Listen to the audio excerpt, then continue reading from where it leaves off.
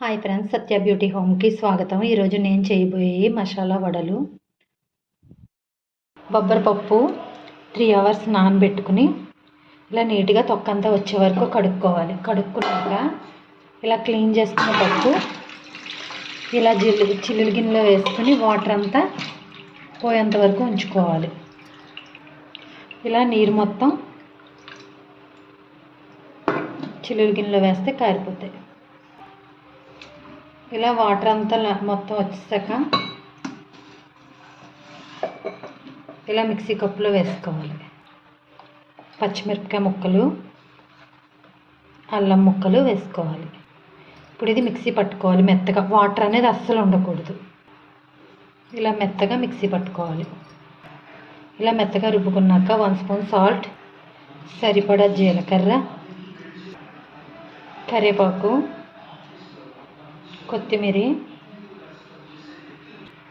పొడిగ్గా చీరుకున్న ఉల్లిపాయ ముక్కలు, చీరికలు ఇవన్నీ వేసి బాగా కలుపుకోవాలి.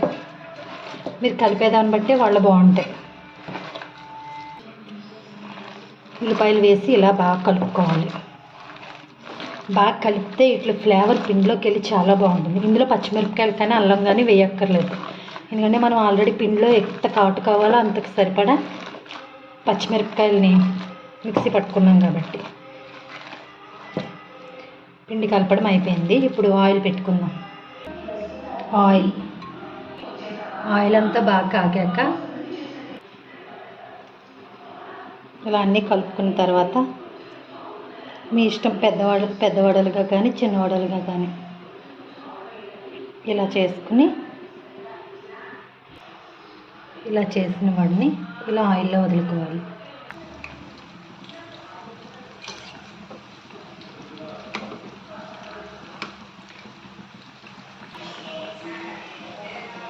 మరోవైపు తిప్పుకోవాలి. ఇలా తిరిగేసుకుంటే సరిపోతుంది.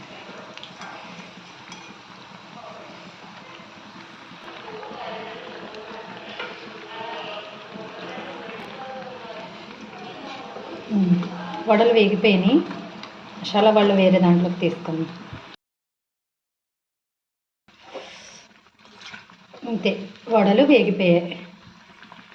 వేరే దాంట్లోకి ఇవి కూడా తీసుకుందాం. వడలు రెడీ.